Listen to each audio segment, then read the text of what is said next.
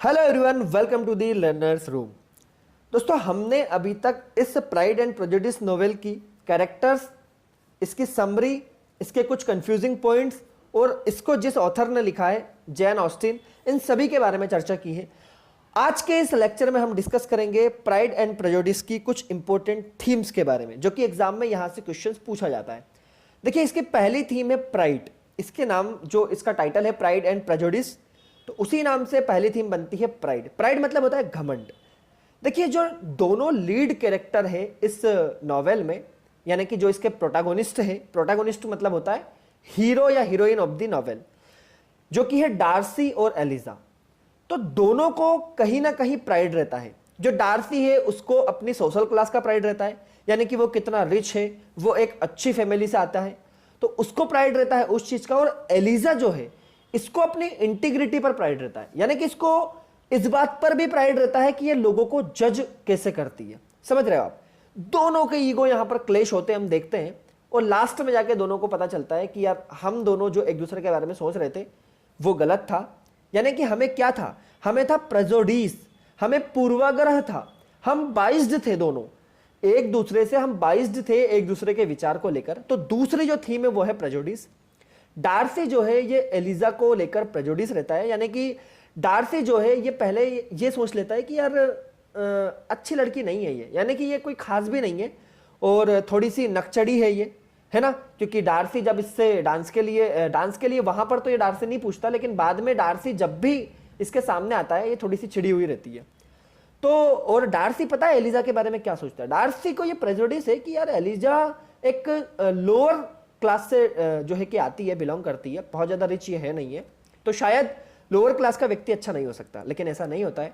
Last में हम देखते हैं कि जो एलिजा है उसका व्यवहार कितना प्यारा है। और एलिजा जो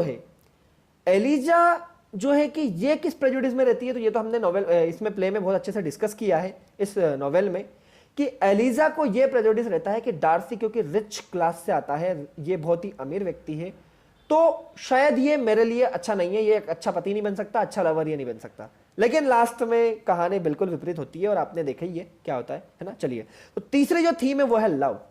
देखिए, लव तो बिल्कुल इस नॉवेल की थीम है ही, क्योंकि एलिजा जो है ये लास्ट में जाके किससे शादी करती है? डार्सी से। तो एलिजा की शादी होती है डार्सी से और जेन की शादी होती है चार्ल्स बिंगले से। तो दो शादियां तो ये जो मेन शादियां होती है, उसके अलावा लिडिया भी शादी करती है किससे? मिस्टर विकम से। उसके बाद में जो एलिजा के फ्रेंड है शार्लेट, तो उसकी भी, यानी कि लव कहीं ना कहीं ट्रायंगल, लव ट्रायंगल यहां पर दिखाया गया है। और खासकर मिस्टर बिगले और जेन के बीच में जो लव ट्रायंगल यहां पर दिखाया गया है, और प्यार से ही पूरी दुनिया चलती है ना।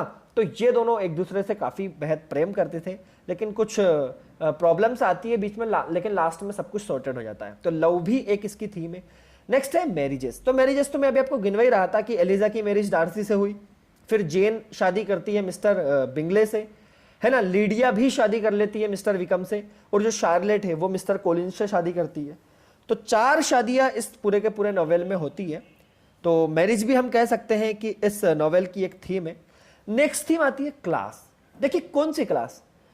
ये बात कर रहे हैं हम हाई क्लास और रिच क्लास, है ना, यानी कि उनके इकोनॉमिकल स्टेटस की हम यहां पर बात कर रहे हैं। जो डार्सी है, जो बिंगले है, ये एलाइट क्लास से आते हैं, ये हाई क्लास से आते हैं। और जो एलिजा है, जेन है, या फिर मिस्टर बेनेट की जो फैमिली है, ये थोड़ा सा मिडिल क्लास, या फिर मैं कह दूं कि पुअर क्लास से आते हैं।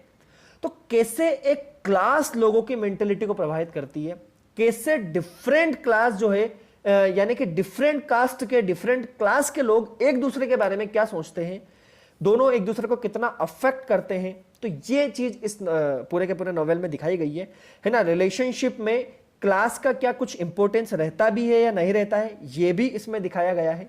तो इसीलिए क्लास भी एक मेजर थीम है इस नॉवेल की। नेक्स्ट अगर मैं बात करूं तो नेक्स्ट थीम हमारी हो जाएगी फैमिली। देखिए, फैमिली तो एक वो यूनिट है जो स्टार्टिंग से ही बच्चों में मोरल वैल्यूज और जो एथिक्स आता है ना, वो फैमिली से ही आता है। यानी कि बच्चे को अच्छे बुरे का जो ज्ञान होता है ना, ये कहां से होता है? ये फैमिली के बड़े लोग ही उसे सिखाते हैं। वो अपने फैमिली मेंबर से ही ये सारी की सारी चीजें सीखता है कि समाज में उसको समाज के दूसरों लोगों के साथ कैसा व्यवहार करना है। हालांकि हम यहां पर देखते हैं कि इस नॉवेल में बेनेट फैमिली जो है वो अपने बच्चों को कुछ मतलब शिक्षा तो बढ़िया देती है, लेकिन लीडिया जो है वो थोड़ा सा फैमिली में एक ऐसा काम कर देती है जो कि उनके सोशल स्ट्रेटा को थोड़ा सा कमजोर बनाता है, यानी कि वो भाग जाती है विकम के साथ में। तो सोसाइटी उसको थोड़ा सा गलत तरीके से देखती है, लेकिन फैमिली का तो एक इंपॉर्टेंट रोल है ही इस पूरे के पूरे नॉवेल में, तो वो भी हमें देखने के लिए मिलता है। नेक्स्ट आता है विमेन एंड फेमिनिटी। देखिए 18th सेंचुरी के अंदर वुमेन का जो स्टेटस था वो इस नॉवेल में दिखाया गया, यानी कि वुमेन का उस टाइम पर ऐसा स्टेटस नहीं था कि उनके पास ज्यादा ऑप्शंस थे, उनके साथ फुल फ्रीडम थी, ऐसा कुछ नहीं था।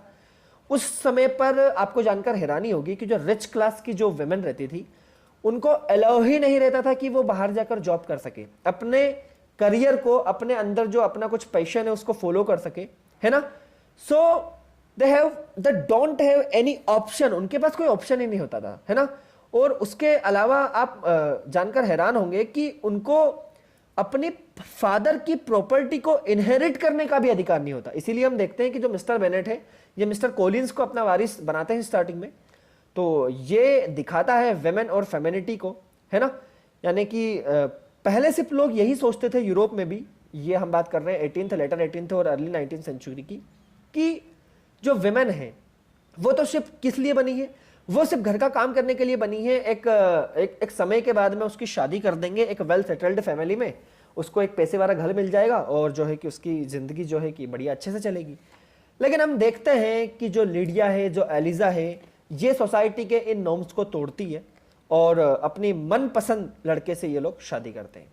चलिए नेक्स्ट अगर मैं बात करूं तो ये है इंटीग्रिटी। देखिए एलिजा अपने आप को high standard of integrity consider करती है इस नॉवेल में, है ना। अक्सर लोगों का जो बिहेवियर इसके प्रति रहता है वो उससे हर्ट हो जाती है, वो एक्सपेक्ट करती है कि जिससे वो शादी करे वो भी उससे प्यार करे, है ना, उसके रेस्पेक्ट भी करे। इसीलिए तो आपने देखा होगा कि जो एलिजा है वो स्टार्टिंग से ही चाहती थी कि मुझे कोई ऐसा व्यक्ति मिले जो मेरी उतनी ही इज्जत करे जितनी मैं उसकी करती हूँ, वो मुझसे उतना ही प्यार करे जितना मैं करती हूँ। यानी कि वो सोशल क्लास को नहीं मानती, वो सोशल के स्टेटा को नहीं मानती, जो स्टार्टिंग से कुछ बुरी चीजें जो सोसाइटी में चलती आ रही है वो उन किसी को भी नहीं मानती। वो अपनी इंटीग्रिटी का परिचय भी देती है और एट द एंड हम देखते भी है कि उसकी इंटीग्रिटी के जो फ्रूट्स है वो उसको काफी अच्छे मिलते हैं और उसकी शादी एक बहुत ही बढ़िया कैरेक्टर जो कि मिस्टर डार्सी है उससे हो जाती है। नेक्स्ट अगर मैं बात करूं तो इंडिविजुअल वर्सेस सोसाइटी। इसका मतलब यह है कि सोसाइटी इंडिविजुअल को काफी प्रभावित करती है और वाइस वर्सा भी है, यानी कि इंडिविजुअल भी सोसाइटी को काफी प्रभावित करता है। अगर मैं एग्जांपल की बात करूं तो आपने देखा होगा कि सोसाइटी का दखल हमेशा रहता है हमारी लाइफ में। सोसाइटी जो चाहती है अगर वैसा नहीं हो तो फिर सोसाइटी हमसे नाराज हो जाती है। जैसे एग्जांपल के लिए सोसाइटी के कुछ नॉर्म्स ऐसे बने हुए होते हैं कि यार व्यक्ति की शादी अपनी ही समाज में होना चाहिए, इंटरकास्ट मैरिजेस नहीं होना चाहिए, है ना। ऐसा नहीं है कि ये हर जगह है, लेकिन मैक्सिमम आज भी इंडियन सोसाइटी में maximum families, maximum parents, maximum लोग यही चाहते हैं, है ना। तो ये किस लिए है? ये क्योंकि वो एक ऐसी समाज में रह रहे हैं जो बहुत ज्यादा खुला समाज नहीं है। तो सोसाइटी के प्रेशर में आके इंडिविजुअल अपनी पसंद को छोड़ देता है और उसी से शादी करता है जो समाज जिसको चाहता है। लेकिन हम देखते हैं यहां पर कि इस नोवेल में जो एलिजा है वो पहले से ही कह चुकी होती है कि मैं उसी से शादी करूंगी जो मेरे को प्यार करेगा, मेरी रेस्पेक्ट करेगा, है ना। और अगर हम लीडिया का एग्जाम्पल ले तो जो लीडिया ने जो किया है, तो अगर उसको समाज की नजरों से हम देखें तो उसने तो शर्मसार कर दिया पूरी की पूरी फैमिली को, पूरी की पूरी समाज को। लेकिन लीडिया ने एक हिसाब से समाज के मुंह पर एक तमाचा मारा है ना। उसने कहा है कि यार जो मुझे पसंद है ना, मुझे बस वो करना है।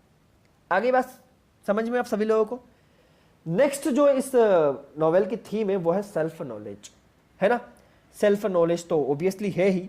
किसको होता है सेल्फ नॉलेज? सभी को होता है। डार्सी को होता है एलिजा के प्रति। डार्सी को लगता है कि यार ये जो मैं प्राइड में रह रहा था ना, मैं जिस घमंड में रह रहा था ना, एक कि जो लोअर क्लास के लोग हैं उनके वो हमारे लायक नहीं होते, और जो मेरे पास पैसे था, मेरे को उसका जो घमंड था ना, उसको रियलाइजेशन होता है, सेल्फ एनलाइटमेंट होता है उसको।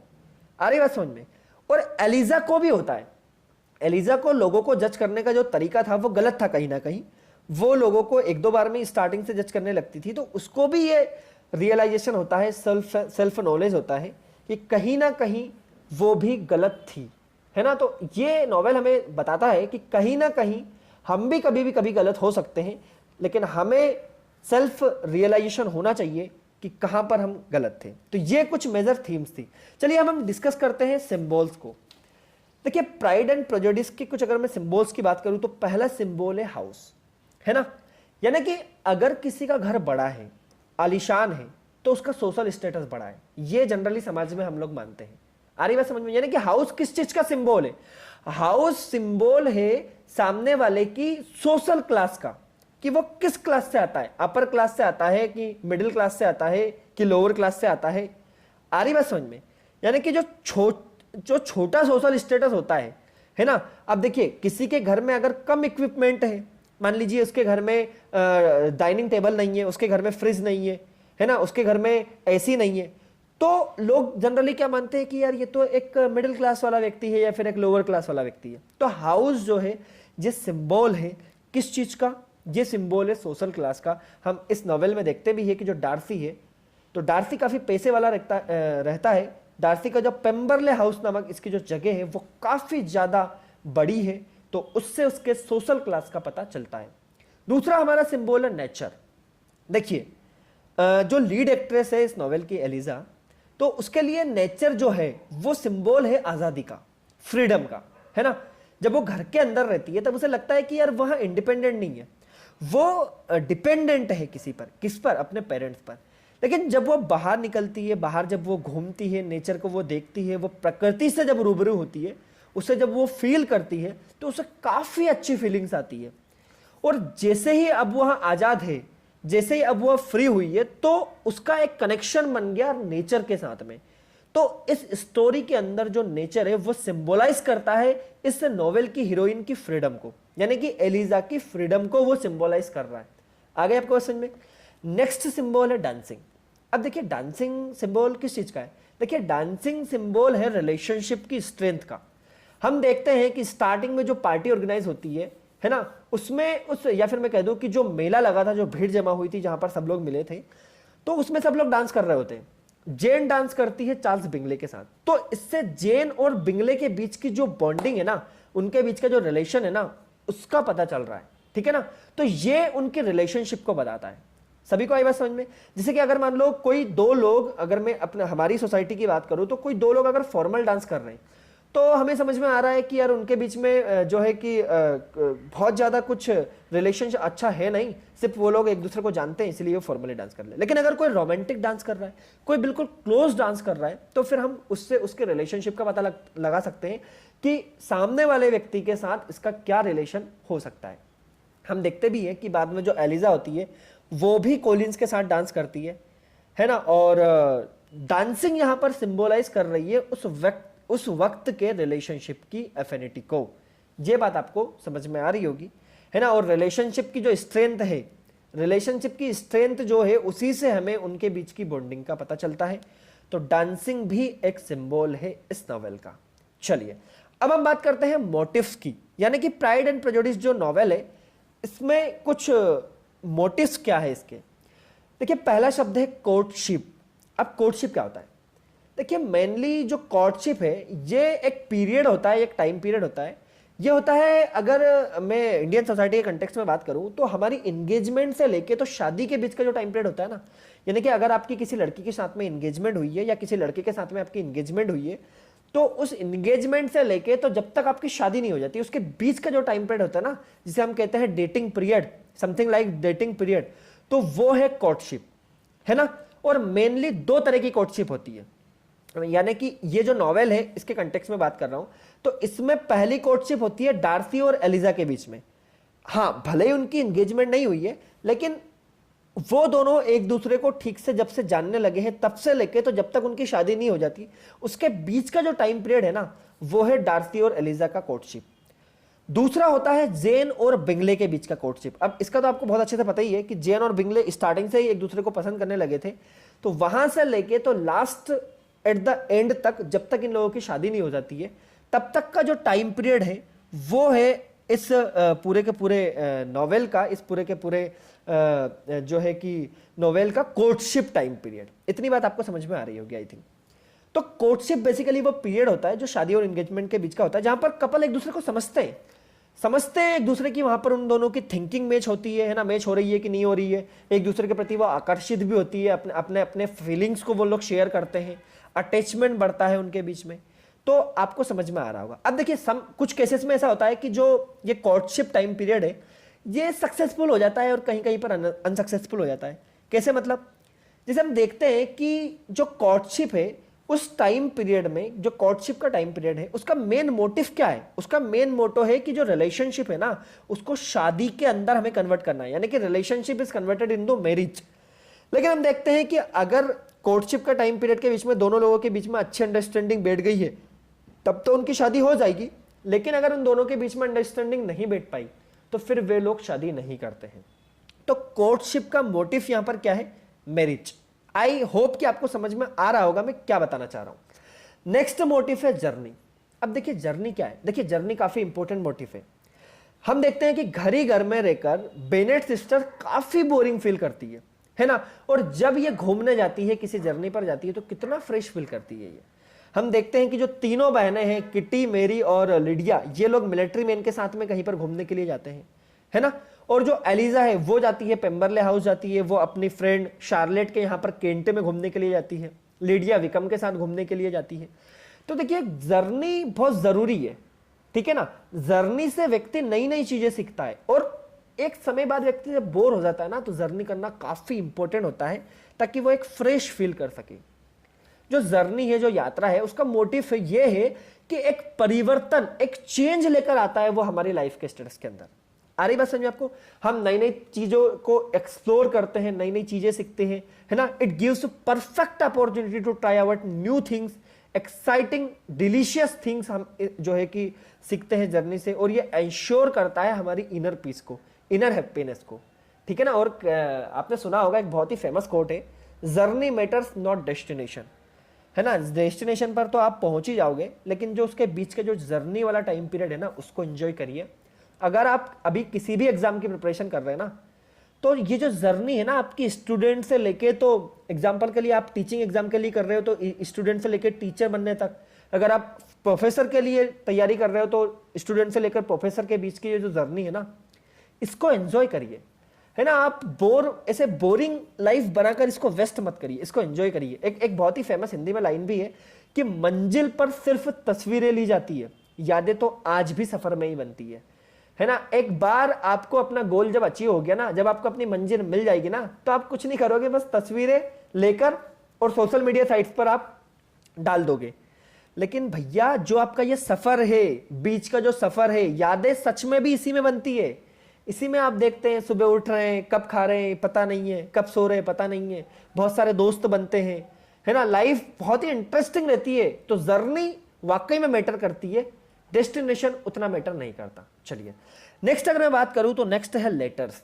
अब देखिए ये जो लेटर्स है ना, इस नोवेल में ना सिर्फ सूचना पहुंचाने के काम आते हैं, बल्कि ये हर बार कुछ नई इंफॉर्मेशन लेकर आते हैं इस नोवेल के अंदर, और इस कहानी को आगे बढ़ाने का काम भी लेटर्स ही करते हैं। हम देखते हैं कि मिस्टर कोलिन्स एक लेटर देता है बेनेट फैमिली को, और वो कहता है कि मैं विजिट करने के लिए आ रहा हूं, तो ये कहानी को आगे बढ़ा रहा है, ठीक है। डार्सी एक लेटर देता है एलिजाबेथ को, तो एलिजाबेथ के जितने भी पहले से उसका जो प्रेजुडिस था, उसके जितने भी ऐसे विचार थे जो उसने डार्सी के प्रति बनाकर रखे थे, वो सारे टूट जाते हैं, उसके मन के क्वेश्चन सारे हल हो जाते हैं। बिंगले सिस्टर्स एक लेटर देती है जेन को, तो वहां पर जेन के पास में सूचना पहुंचती है कि यार लंदन चले गए वो लोग, तो वहां पर लेटर का एक अलग इंपॉर्टेंस है, ठीक है। और पुराने जमाने में तो जो लॉन्ग डिस्टेंस रिलेशनशिप है ना, उसको पूरा मैनेज करने का काम ये बेचारे लेटर से ही करते थे। आजकल तो हालांकि सोशल मीडिया साइट्स आ गई है ना, लेकिन आजकल वो प्यार भी नहीं बचा है जो पहले हुआ करता था। एनीवे, तो लेटर का जो मोटिव्स है वो कहानी को आगे बढ़ाना है, कहानी को वो आगे बढ़ा रहा है। तो आई होप आपको ये वीडियो पसंद आया होगा। अगर आपको सच में ये वीडियो अच्छा लगा है तो प्लीज इस वीडियो को लाइक कीजिए और अपने उन दोस्तों तक इसको जरूर पहुंचाइए जो कि net, set, TGT, PGT, KVS, DSSB या किसी भी ऐसी एग्जाम की तैयारी कर रहे हैं जिसमें लिटरेचर पूछा जाता है। तो चलिए आज के लिए इतना ही, मिलते हैं हम अगले वीडियो में, तब तक के लिए ख्याल रखिए अपना।